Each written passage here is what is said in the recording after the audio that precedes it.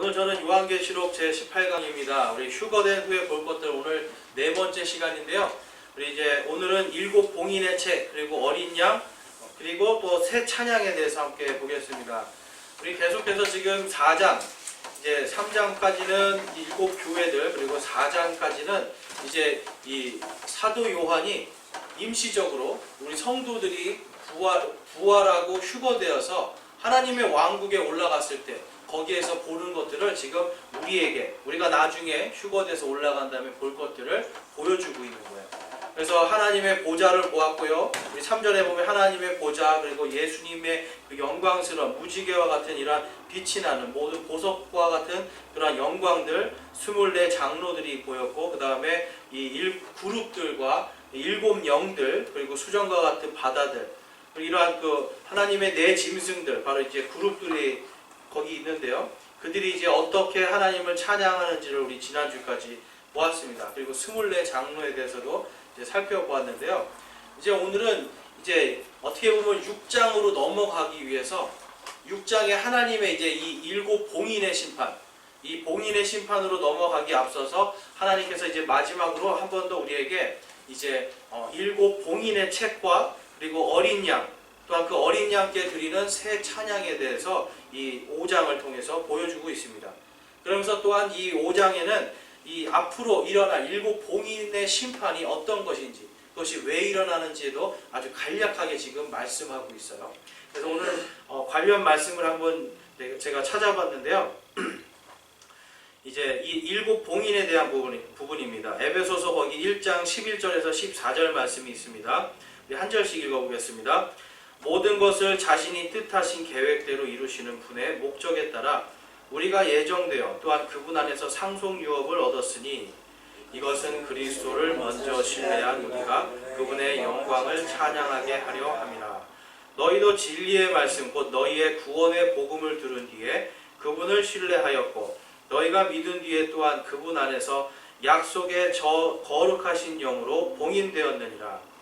이 영께서는 값주고 사신 그 소유물이 구속을 받기까지 우리의 상속 유업의 보증이 되사 그분의 영광을 찬양하게 하시느니라. 아멘. 자, 오늘 우리가 읽은 이제 일곱 봉인이 된 책, 그리고 에베소서에서 지금 누구를 봉인한다라고 말씀하고 있는 거예요. 성도들 한 사람 한 사람을 성령님이 봉인을 합니다.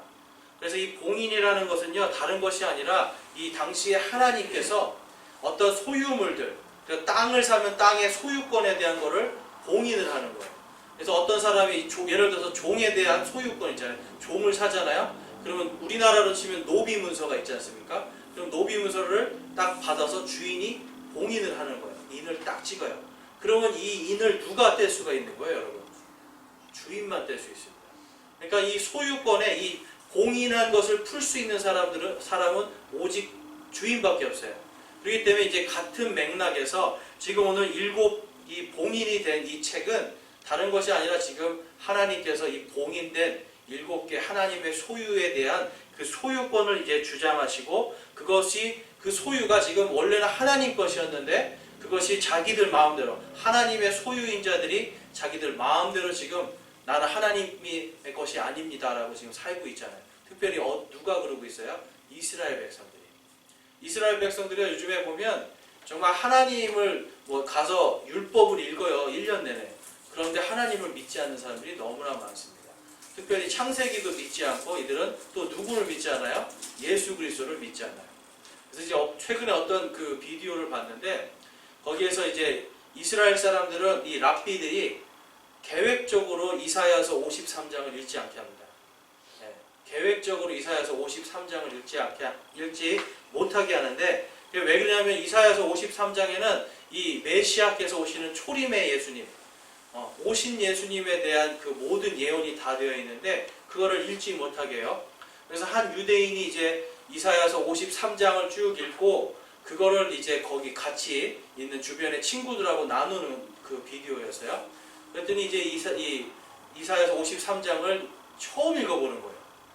참 신기하죠, 여러분. 분명히 이사야서를 읽는데 53장은 읽지 말라고 해서 안 읽는 거예요. 그러니까 사람이 만든 법으로 하나님의 말씀을 못 읽게 하는 거죠. 그런데 하나님께서 뭐라고 하시냐면 미리 이들에게 잠자는 영을 주어서 그들이 하나님을 알지 못하게 하겠다고 예언을 하셨거든요. 그 모습 그대로 지금 이들은요 잠들게 하는 영 속에 있는 겁니다. 그래서 이들이 분명히 하나님의 소유임에도 불구하고 예수 그리스도를 거부함을 통해서 나의 소유권을 하나님께 드리는 게 아니라 자기들이 마치 우리가 나의 소유다, 우리가 우리의 것이다, 나의 삶은 나의 것이다라고 이렇게 살아가는 걸 볼 수가 있습니다. 그래서 이제 이 봉인에 대한 부분을 우리가 잘 이해하면 정말 하나님께서 얼마나 우리에게 큰 은혜를 주시는지 알 수가 있어요. 그래서 이사야서 43장 1절에서 10절에 이제 쭉 보면 너는 내 것이라 라는 말씀이 있고 너희는 나의 증인이요 나의 택한 종인이라고 이야기하면서 그래서 너는 누구예요? 너 바로 이스라엘 백성들을 이야기하는 거예요. 너는 내 것이다. 너희는 나의 증인이고 나의 택한 종이다 라고 이야기하면서 이스라엘 백성들에게 지금 너희는 내 것이다 라고 이야기하는데 지금 이스라엘 백성들이 스스로 첫 번째로 지금부터 2000년 전에 무엇을 하는 거예요? 하나님께서 인간의 몸으로 오신 예수님을 거부하게 됩니다.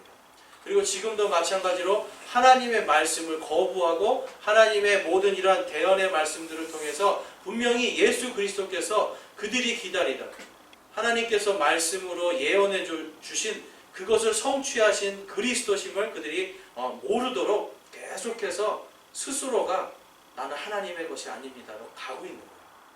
그러니까 예수님을 부정하는 순간 누구도 부정하는 겁니까, 여러분?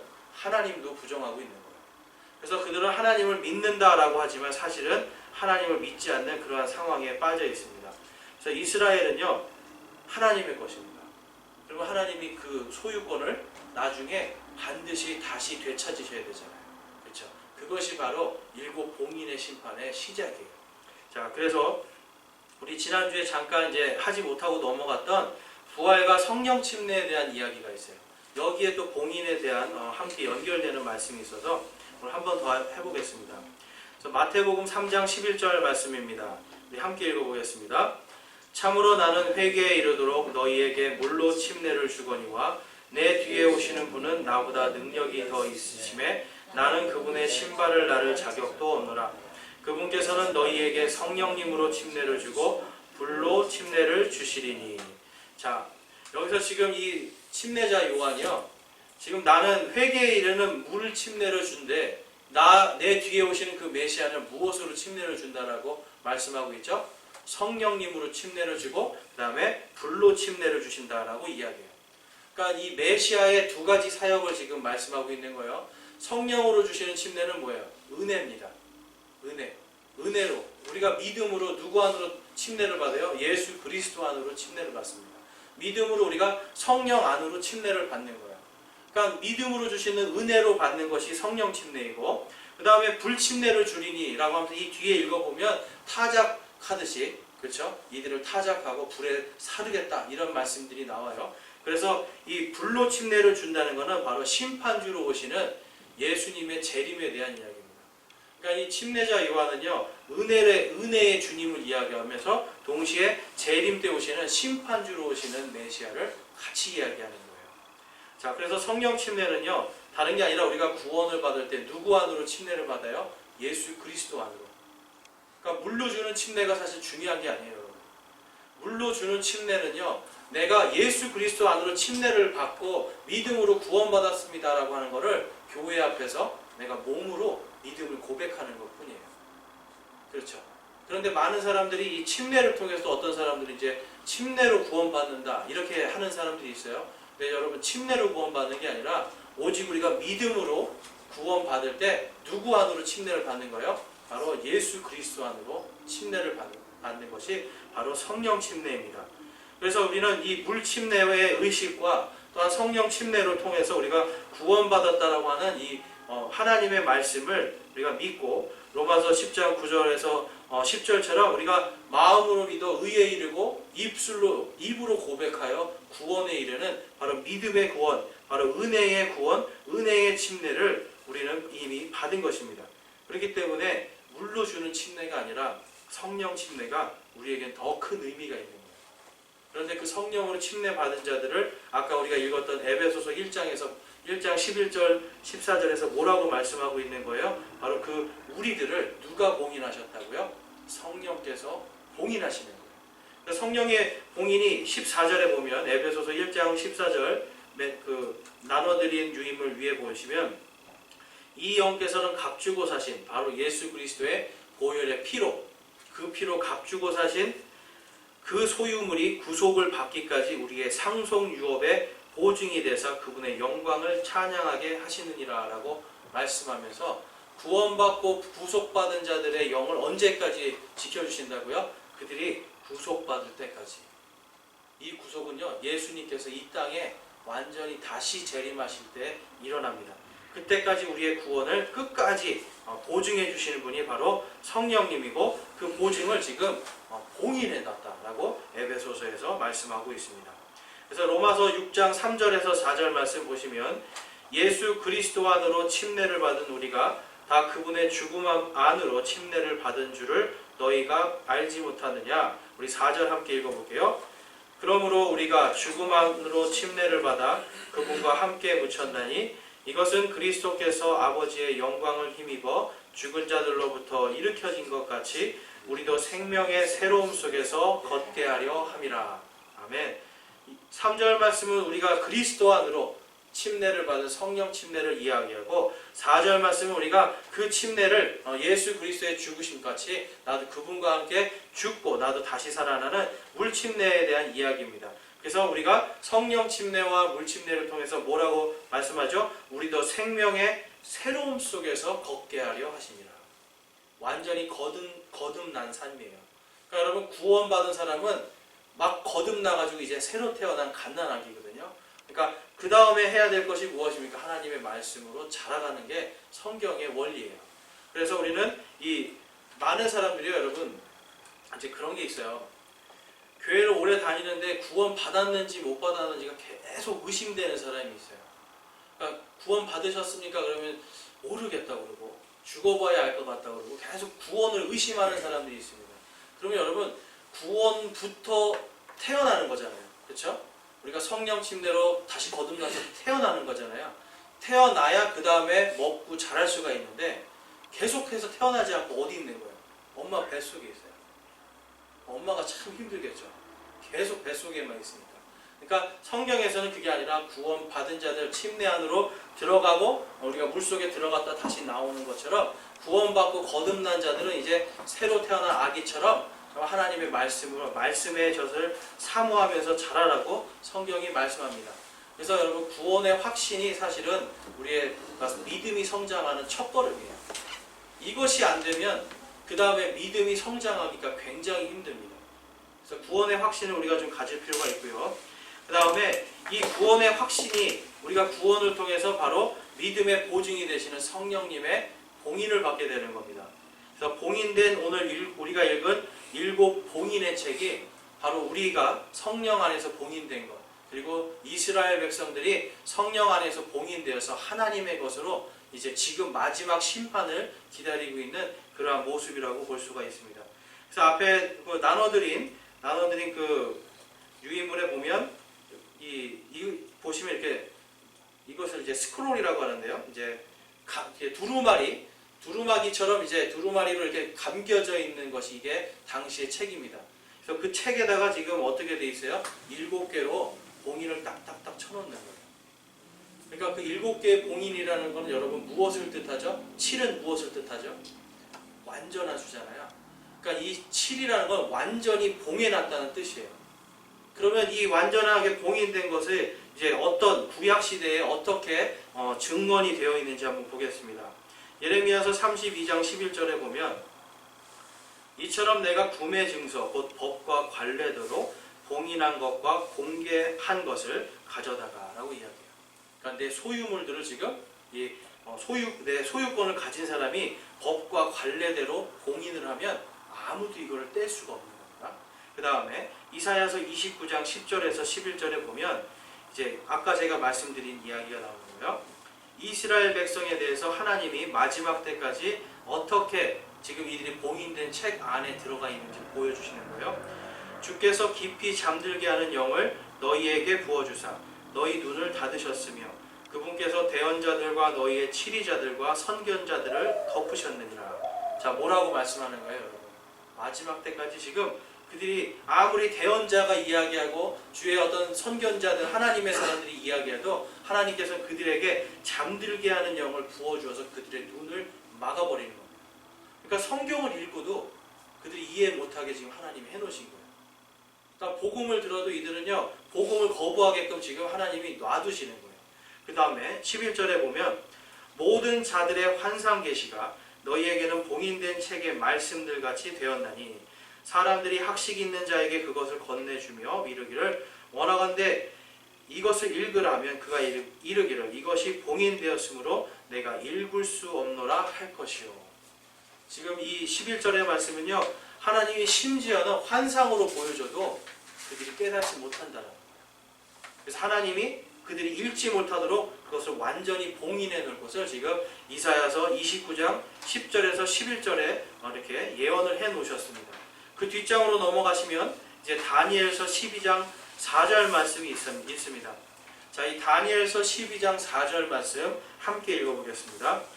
그러나 오 다니엘아, 너는 끝이 임하는 때까지 그 말씀들을 닫아주고 그 책을 봉인하라. 많은 사람이 이리저리 다름질하고 지식이 증가하리라. 많은 사람들이 지금 이 다니엘서 12장 4절 말씀을 통해서 이것이 지금 시대가 아닌가 이렇게 이야기해요. 지식이 엄청나게 증가하고 있죠, 여러분. 지식이 증가해서 이제는 흙으로 무엇을 만듭니까, 여러분? 반도체를 만들어요. 반도체를 통해서 지금 뭘 만들어요? 인공지능 AI. 사람도 이제는 여러분 인공지능하고 바둑을 두면 무조건 집니다. 그렇죠? 거의 뭐 승률이 인공지능 승률이 90% 이상이에요. 저번에 이세돌이랑 했을 때 이세돌이 한 판 이겼죠. 그러니까 거의 90% 이상 지금 AI가 사람을 이기는 시대예요. 그리고 이제 저번에 제가 한번 설교 때 이제 4차 산업혁명 있을 때 앞으로 최 5년이 안 남았습니다. 앞으로 5년에서 10년 안에 모든 것이 이제 이 인공지능 AI로 통제되는 세상을 만드는 게 요즘 TV에서 나오는 초시대, 바로 5G 시대라고 얘기하죠. 네. 그 이 5G 시대라고 하는데, 아무튼 뭐 5번째 제너레이션, 그래서 5번째 이 세대가 되면 완전히 그것이 이루어질 거다라고 지금 이야기를 해요. 근데 벌써 지금 그 6세대 인터넷이 나오더라고요. 5세대 나온 지 얼마 안 되는데 벌써 6세대가 나오고 있어요. 그러니까 이제 앞으로 이 인공지능이 점점점 이제 발달하게 될 것인데, 그것처럼 이제 빠르게 모든 것이 다른 박치를 치고 지식이 증가하는 그때까지 무엇을 해놓으라고 지금 다니엘에게 명령하시는 거예요? 그 책을 너는 끝이 임하는 때까지 그 말씀들을 닫아두고 그 책을 봉인하라라고 말씀합니다. 그러니까 지금 무언가 봉인된 책이 있다라고 구약 성경에서 말씀하고 있어요. 그래서 하나님은요, 이것이 마지막 지금 요한계시록 6장에서 이 봉인, 7 봉인이 하나씩 떨어지면서 이 땅에 임하는 엄청난 진노들에 대해서 이야기하시는데요. 바로 이 구약 성경의 다니엘서, 이사야서에 지금 말씀하고 있는 그 봉인된 책들이 요한계시록에서 이제 다 풀리는 겁니다. 그런데 그 대상이 주로 누구라는 거예요? 이스라엘 백성들. 그러니까 이스라엘 백성들이 당할 그 모든 진노와 환난에 대해서 지금 성경은 이야기하고 있습니다. 그래서 우리 오늘 읽은 본문의 4절에서 6절 말씀에 보면 이 이스라엘 백성들이 지금 이스라엘 백성뿐만 아니라 오늘날 우리 이방인들까지도 예수 그리스도를 믿고 구원받은 모든 사람들이 이제 천국에 올라가면 누구를 만나게 되는 거예요? 바로 어린 양을 만나게 됩니다. 자, 4절에서 5절 말씀 한번 보겠습니다. 그 책을 펴서 읽거나 들여다보기에 합당한 사람이 보이지 아니하므로 내가 많이 울었더니. 자, 7 봉인이 된 책을 보고 지금 이 사도 요한이 막 울고 있습니다. 자, 장로들 중에 한 사람이 내게 이르되 울지 말라. 보라, 유다 지파의 사자 곧 다윗의 뿌리가 이기셨으므로 그 책을 펴며 그것의 7 봉인을 떼시리라 하더라 라고 이야기합니다. 자, 이 말씀은 그러면 아까 다니엘서에서 봉인된 책, 이 책을 봉인하신 분이 누구라는 거예요? 바로 어린 양, 사자이시면서도 어린 양이신, 죽임당하신 바로 예수 그리스도께서 그 책 봉인을 뗄 수 있는 책의 소유권자, 주인이라는 것을 우리가 볼 수가 있습니다. 그래서 6절 말씀에 또 내가 보니 보라, 왕자와 내 짐승의 한가운데와 장로들의 한가운데에 전에 죽임을 당한 것 같은 어린 양께서 서 계시더라. 그분께서 7뿔과 7눈이 있었는데 이것들은 온 땅 안으로 보내어진 하나님의 7영이라 라고 말씀합니다. 제가 이제 지난주에 7영에 대해서 말씀드렸어요. 그러니까 이 성령님의 완전하신 사역에 대한 거예요. 7영은. 그래서 이 7영이 있으신데 우리 성경에 보면 성령님을 또 다른 이름으로 뭐라고 해요? 예수 그리스도의 영. 그렇죠? 예수 그리스도와 함께 사역하시면서 또한 동일하게 찬양받기에 합당하신 분으로 7영이신 우리 성령님을 볼 수가 있는데 바로 이와 같이 우리가 이 죽임당한 것과 같은 이 어린 양 바로 예수 그리스도를 통해서 우리는 성령님으로 봉인당하는 거예요. 그러니까 이 어린 양께서 우리가 천국에 올라갔을 때 우리의 찬양을 받기에 합당하신 분으로 거기 계시는 거예요. 그래서 제가 지난번에 이 찬양에는 세 분을 찬양해야 된다고 말씀드렸죠. 우리 예배용 찬양에서는 하나님 아버지, 그 다음에 아들 하나님, 성자 하나님, 그리고 성령 하나님 이 세 분을 찬양하는 것이 찬양입니다. 그러니까 사람이 아니라 하나님을 찬양하는 게 예배용 찬양의 주 목적인데요. 마찬가지로 우리가 천국에 올라가면 누구를 찬양하겠어요? 아버지 하나님, 아들 하나님, 성령 하나님을 찬양하게 되어 있습니다. 자, 그래서 이 유다의 사자, 자, 유다는 이제 사자라고 이야기하는데요. 그 사자이시면서 또한 어린 양이신 예수님만이 우리를 피로 사시고 우리의 주인이 되시는 겁니다. 그래서 우리 이사야서 53장입니다. 이 이사야서 53장을 못 읽게 한다고 그랬죠. 그래서 53장 7절 말씀 함께 볼게요. 만약에 이것을 여러분들이 이스라엘 사람이다 생각하고 한번 읽어보세요. 자, 함께 읽어보겠습니다. 그가 학대를 당하고 고난을 당하였어도 자기 입을 열지 아니하였으며 도살장으로 향하는 어린 양같이 끌려가 털 깎는 자 앞에서 잠잠한 양같이 자기 입을 열지 아니하는도다. 예수님은요, 여러분들도 성경에서 말씀만 읽었잖아요. 도살장에 끌려가는 어린 양처럼 잠잠하셨죠. 자기를 죽이는 자들을 향해서 뭐라고 말씀하셨어요? 주여 저들을 용서하옵소서. 저들이 자기가 하는 일을 알지 못하나이다. 그러니까 도살장에 끌려가는 어린 양처럼요. 여러분 만약에 우리가 그 일을 당해요. 억울하면 어떻게 돼요? 억울하면 막 소리 지르잖아요. 나 억울하다고 그러고 고소한다고 그러고 그렇죠? 그런데 예수님은 그게 아니라 억울한 심판을 받았음에도 도살장에 끌려가는 어린 양같이 우리를 위해서 피 흘려 죽으시고 우리를 위해서 값없이 피 흘려 주심을 통해서 이제는 그 피로 우리의 누구든지 믿는 모든 자들을 그 피로 사신 겁니다. 그 피로 산 자들을 성령께서 끝까지 봉인해 놓으신 거예요. 그러니까 여러분 예수님이 본인의 피로 사셨어요. 그러면 누가 그 봉인을 뗄 수 있는 거예요? 바로 예수님만 뗄 수 있는 겁니다. 그래서 한 번 받은 구원에 대해서 성령께서 책임져 주실 수 있는 겁니다. 그래서 우리가 아까 읽은 에베소서 1장 14절 말씀이 있고 자, 사도행전 20장 28절 말씀에 이렇게 말씀합니다. 그러므로 너희 자신과 모든 양떼에게 주의를 기울이라. 성령님께서 너희를 그들의 감독자로 삼으사 하나님의 교회 곧 그분께서 자신의 피로 사신 교회를 먹이게 하셨느니라. 아멘. 이거는 지금 목사들, 하나님의 이 사역자들에게 주시는 말씀이에요. 그러니까 하나님의 이 목사들과 하나님의 사역자들은요, 그분의 양떼들의 주의를 기울여야 되고요. 성령님께서 우리를 그들의 감독자로 삼으셨다는 것을 반드시 깨달아야 됩니다. 여러분, 제가 잘나서 목사가 되고 그게 아니라 성령님께서 세워주신 거예요. 나의 어떤 허물이나 이러한 것들을 다 알고 계시잖아요. 연약함도 알고 계신데 누가 세워주시는 거예요? 성령님께서 세워주시는 거예요. 그 이유가 뭡니까? 하나님의 교회고 그분께서 자신의 피로 사신 교회를 먹이도록 하나님께서 세우시는 겁니다. 그래서 하나님의 사역자들, 바로 이 목사들, 하나님 성경을 가르치는 이런 교사들은요, 전부 다 이 성령께서 나를 세워주셨음을 믿고 겸손하게 주님의 양떼들을, 자, 주님의 양떼가 중요한 겁니다, 여러분. 왜 중요할까요? 내 양떼가 되면 내가 학대할 수 있어요. 그렇죠? 내 양떼면 내가 주인이니까 내가 함부로 할 수 있어요. 그런데 나는 하나님께서 그냥 세워주신 목자예요. 근데 이 양떼들은 누구의 양떼라고요? 하나님의 양떼들. 예수 그리스도의 피로 사신 그 양떼들이에요. 그러니까 예수님의 양떼들을 학대하면 어떻게 되는 거예요? 예수님을 학대하는 것과 동일한 겁니다. 그래서 목사들은요, 정신을 차리고 우리가 예수께서 자신의 피로 사신 이 교회를, 주님의 양떼들을 겸손하게 정말 내가 주님을 사랑하듯이 사랑하고 돌보는 것이 목사들이 할 일이에요. 그러니까 목사들이 단에 올라가서 막 이야기하고 막 그러다 보면 교만해질 수가 있어요. 그러니까 여러분들이 기도를 하셔야 돼요. 교만을 꺾으시고 하나님 앞에서 겸손하게 주님의 양떼들을 잘 섬길 수 있게 해달라고 기도를 날마다 해주셔야 돼요. 왜냐하면 사람은요, 교만해지면 하나님에서 떨어져요. 그러니까 이스라엘 백성처럼 하나님도 배신하는 게 여러분 사람의 마음입니다. 그래서 여러분들이 목회자들을 위해서 기도해 주셔야 되고 모든 교회들의 목회자들을 위해서, 목사들을 위해서 기도하셔야 돼요.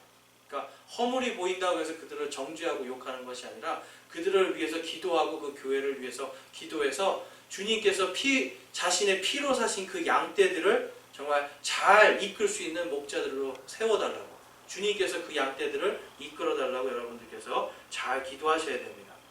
자, 그 다음에 계시록 5장 7절에서 8절 말씀에 보면 이제 이런 말씀이 있습니다.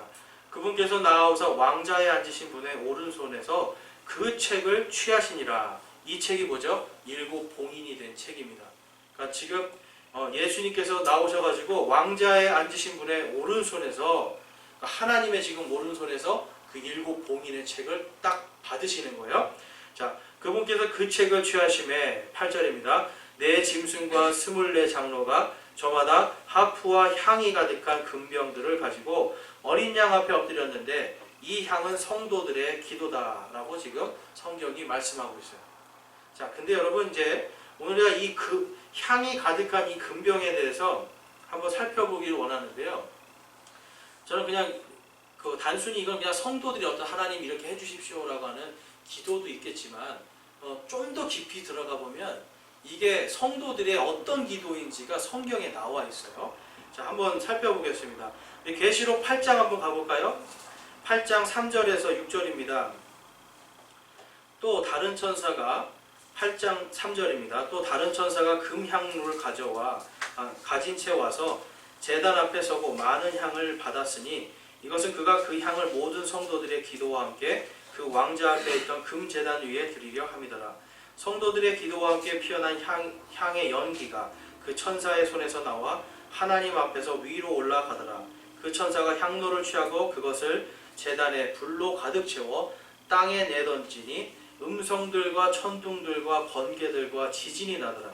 7 나팔을 가진 7 천사가 나팔을 불려고 준비하더라 라고 이야기합니다.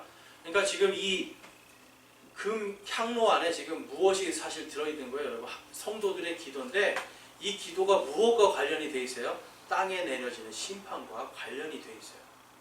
자, 그 다음에 16장으로 가보겠습니다. 계시록 16장으로 가면 16장 17절에서 18절까지 18절 말씀입니다.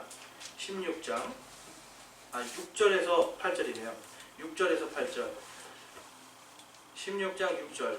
그들이 성도들과 대언자들의 피를 흘렸으므로 주께서 그들에게 피를 주어 마시게 하셨사오니 그것이 그들에게 마땅하나이다 하더라. 또 내가 들으니 제단에서 또 다른 소리가 나서 이르되 과연 그러하옵나이다. 주 하나님 전능자여 주의 심판들은 참되고 의로우시니이다 하더라. 넷째 천사가 자기 병을 해 위에 쏟아부음에 해가 사람들을 불로 태울 권능을 받아서 사람들을 큰 열기로 태우니 그들이 이 재앙들을 다스리는 권능을 소유하신 하나님의 이름을 모독하며 또 회개하지 아니하며 그분께 영광을 돌리지 아니하더라라고 말씀합니다.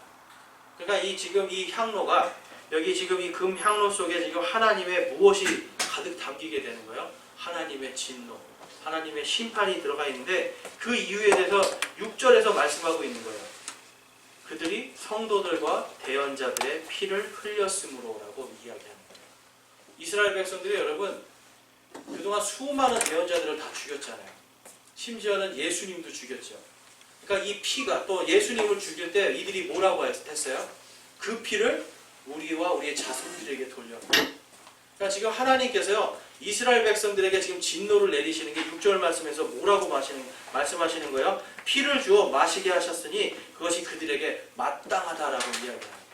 그러니까 이 지금 향로 안에 있는 이 기도가 어떤 기도입니까? 대언자들과 죽임당한 사람들, 하나님의 성도들이, 죽임당한 성도들이 탄원하는 탄원의 기도예요. 그래서 이 심판, 요한계시록의 이 심판의 이 금향로 속에 있는 이 분노는요, 하나님께서 내리기에 마땅한 합법적인 진노입니다. 여러분, 하나님께서 그냥 내리시는 진노는 없어요.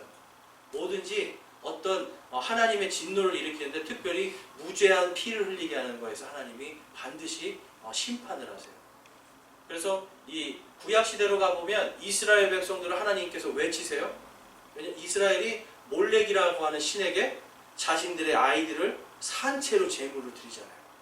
그렇죠? 바울에게, 이 바알 신에게도 산채로 제사를, 아이들을 드리고 사람을 죽이는 이러한 무지한 피. 그 다음에 과부들과 고아들, 예수님 당시에는 과부들과 고아들을 가난하게 만들고 배고프게 만들어서 또 죽이는 죄악들. 종교의 힘으로 사람을 죽이는 죄악들. 사랑이 없어서 사람을 죽이는 죄악들로 지금 피가 땅에 가득하니까 하나님께서 치시는 겁니다. 그래서 구약에서도 그렇고 예수님 당시에도 그렇고 죄악이 충만하게 차니까 하나님이 거기에 합당한 진노를 내리시는 거예요.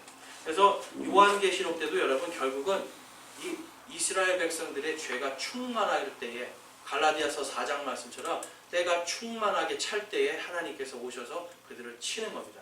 그래서 이 금향로를 통해서 우리가 알 수 있는 것은 그때가 되면 하나님께서 합당하게 치신다. 우리가 그걸 잘 볼 수가 있습니다. 자, 그거에 대한 증거가 이제 마태복음 23장 35절에서 36절 말씀입니다. 우리 함께 읽어보겠습니다. 그리하여 의로운 아벨의 피로부터 성전과 제단 사이에서 너희가 죽인 바가랴의 아들 사가랴의 피까지 땅 위에서 흘린 의로운 피가 다 너희에게 돌아가리라. 진실로 내가 너희에게 이르노니 이 모든 것이 이 세대에게 돌아가리라. 아멘. 예수님이 지금 말씀하시는 거예요. 대언자 아벨의 피로부터, 그리고 성전과 제단 사이에서 너희가 죽인 바라기아의 이름이 좀 어렵죠? 바라기아의 아들 사가랴의 피까지 땅에서 흘린 의로운 피가 다 누구에게 돌아간다고요? 이스라엘 백성, 유대인들 너희에게 돌아갈 것이다. 근데 그 피가 바로 이 모든 것이 이 세대들에게 돌아갈 것이라고 예수님이 말씀하고 있어요. 그러니까 의로운 피들을 흘리게 하면 결국 하나님이 그들을 진멸하신다. 이렇게 예수님도 말씀하시고 지금 요한계시록에서도 이야기하고 있습니다. 그러니까 여러분, 지금 우리가 구원받았다라고 하는 게 얼마나 감사한 거냐면, 주님 성령으로 봉인받았다는 게 얼마나 감사하냐면요, 여러분, 우리가 지금 주님 앞에 무익한 자들이고 우리 주님 앞에서 누구도 의로운 자들이 아니잖아요. 그럼에도 불구하고 하나님께서 우리를 봉인하시고 끝까지 우리를 주님의 너는 내 것이다 라고 보증하고 계시다는 게 얼마나 감사한지 모르는 겁니다. 그것 때문에 우리가 이 휴거받은 뒤에 공중에서 이러한 것들을 볼 수 있어요. 구원받지 못하고 공중에 들림받지 못하면 땅에서 7 봉인의 심판을 다 당해야 되는 겁니다. 그러니까 여러분, 성령께서 우리를 봉인하셨다라고 하는 것이 이렇게 값진 거예요. 그래서 이스라엘에게 마지막 내려질 그 심판의 날들이 점점 다가오는 걸 볼 수가 있고요. 자, 계시록 5장 9절에서 10절을 보면 구속받은 자들의 새 노래가 나옵니다. 이제 우리가 옛날 찬양에도 새 노래로 주를 찬양하라 뭐 이런 노래가 있어서 이제 마치 이제 새로운 노래로 계속 주님을 찬양해야 되는 것처럼 우리가 생각하고, 또 이제 은사주의나 이제 이런데 뭐 순복음쪽에 가면 방언으로 막 하는 게 또 새 찬양이다 이렇게 얘기를 해요. 그런데 성경에서는 이게 새 찬양이 뭔지 정확하게 말씀하고 있는 겁니다. 우리 다시 계시록 5장으로 가보시면, 자, 5장 9절에 볼게요. 그들이 새 노래를 불러 이르되, 자, 여기서 그러면 새 노래를 부르는데 이르되라고 하는 건 뭐예요, 여러분? 그 다음에 새 노래의 내용이 나온다는 뜻이에요. 새 노래를 불러 이르되, 자, 우리 함께 9절 말씀 읽겠습니다. 주께서 그 책을 취하시고 그 책의 봉인들을 열기에 합당하시나이다. 주께서 죽임을 당하시고 주의 피로 모든 족속과 언어와 백성과 민족 가운데서 우리를 구속하사 하나님께 드리셨으며, 10절입니다. 또 우리 하나님을 위해 우리를 왕과 제사장으로 삼으셨으니 우리가 땅에서 통치하리이다 하더라. 이게 새 노래의 가사예요, 여러분. 그러니까 9절과 10절은요, 새 노래를 이제 우리가 올라가서 찬양을 하게 되는데, 이거는 방언 찬양도 아니고요. 우리가 만든 어떤 새로운 노래도 아니고 뭐예요, 여러분? 이 새 찬양은 여기 있는 대로 주님께서 우리를 봉인하신 그분의 피로 사시고 구속하셨다는 걸 찬양하고, 우리를 또 이제 구속하신 것과 함께 마지막 시대에 뭘로 삼으셨다고요? 왕과 제사장으로 삼으셨다는 걸 우리가 막 찬양하는 게 이게 새 노래예요. 그러니까 이제 새 노래로 여러분 누가 부르자 해서 자꾸 새 노래 불러야 된다고 하는 거는 여러분 사실 성경적으로 맞지 않는 겁니다. 방언 찬양이 새 노래라고 하는 거는 성경적으로 맞지 않는 겁니다. 왜냐하면 여기 성경에 분명히 가사를 딱 주시잖아요. 그렇죠? 그러니까 그런 부분들을 여러분 참고하시면 됩니다. 그래서 이것이 이제 요한계시록 7장 그리고 7장 3절에서 4절, 9절에서 12절에 가면 바로 여섯 번째 봉인의 심판 때에, 그때에 즉 7년의 환란기 끝에 가서 예수 그리스도를 믿고 구속받은 자들이 또 부릅니다. 7장으로 한번 보겠습니다.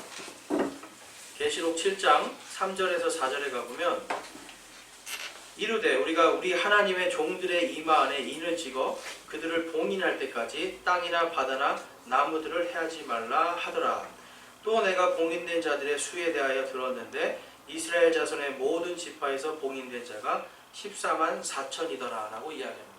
자, 아까 봉인이 누구와 연결되어 있다고 말씀드렸죠? 이스라엘 백성들. 마찬가지로 마지막 때에 봉인될 자들, 하나님께서 그 구원을 지켜주시고 끝까지 보증하실 사람들이 바로 이 환란의 끝에 나온다는 것을 요한계시록 7장이 이야기합니다. 그러니까 이 이단들이 자꾸만 이 자기들이 14만 4천이다, 여호와의 증인들, 뭐 안상홍 증인의 또 신천지 전부 다 뭐라 그래요? 우리가 14만 4천이다 이야기를 하잖아요. 그러니까 14만 4천 이야기하는데 우리가 요한계시록의 7장의 말씀만 잘 읽어봐도 이 봉인된 자들이 누구라고요? 이스라엘 백성들. 그리고 이 봉인의 심판의 주 대상이 누구라고요? 이스라엘 백성들. 그리고 마지막에 하나님이 또 봉인해서 구원을 낼 이 14만 4천도 마찬가지로 이 이스라엘의 12지파에서 나오는 바로 이스라엘의 남은 민족들. 그러니까 그러한 것들을 우리가 가만히 보면 절대로 이 이단들에게 넘어가지 않을 수 있는데 우리가 이걸 잘 모르니까 자꾸 이단들에게 현혹이 되는 것 같아요. 어떤 분들은 이야기해 보면 똑같이 제가 이거를 설명을 해줘도 계속 돌아가요. 계속 돌아가서 우리가 그 14만 4천이 못 들어가면 구원 못 받는 것 같아요. 계속 거기로 돌아가는 거예요. 왜냐하면 구원의 확신이 없어요. 그러니까 구원의 확신이 없다 보니까 자꾸 그리로 돌아가게 되더라고요. 그래서 여러분들은 이 봉인에 대한 걸 잘 이해하셔서 정말 주님 안에서 그러한 미혹을 당하지 않기를 바랍니다. 그래서 오늘 우리가 이 7 봉인의 책, 그리고 어린 양이신 예수 그리스도, 그리고 새 노래를 통해서 우리가 마지막 때에 우리가 주님 앞에 가서 볼 것들을 이제 오늘까지 다 보았습니다.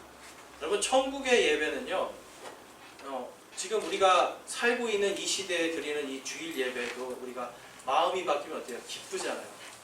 마음이 바뀌면 주일 예배가 기뻐집니다. 근데 하물며 우리가 구원받아서 하늘의 천국에 가면 어떻겠어요, 여러분? 우리가 주님 앞에서 정말 더 기쁜 예배를 드릴 수가 있거든요. 그래서 요한계시록 4장과 5절은요, 바로 우리가 앞으로 누릴 기쁨에 대해서, 우리가 부를 찬양에 대해서 이렇게 자세하게 설명을 해주셨습니다. 그래서 너희들이 이 진노로 들어가지 않고 하나님 앞에서 어린 양과 함께 드릴 이 엄청난 아름다운 예배가 너희들 앞에 예비되어 있다는 걸 우리에게 보여주시는 거예요.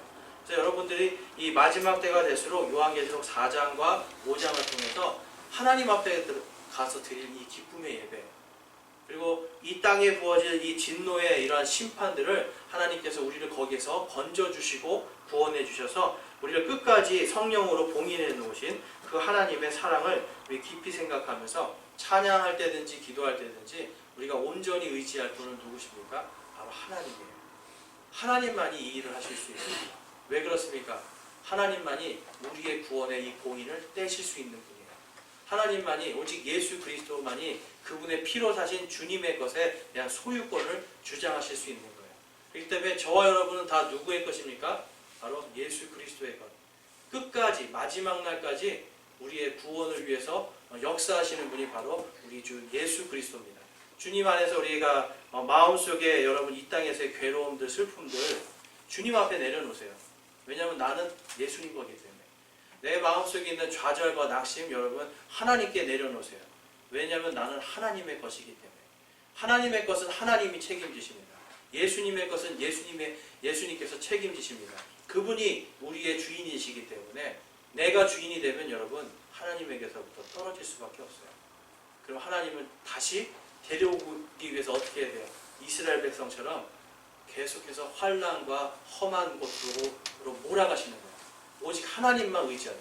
그래서 여러분 그러한 하나님의 진노가 임하기 전에 우리는 다시금 회개하고 돌이켜서 오직 하나님께로 우리의 마음을 고정시키고 돌이키시길 바랍니다.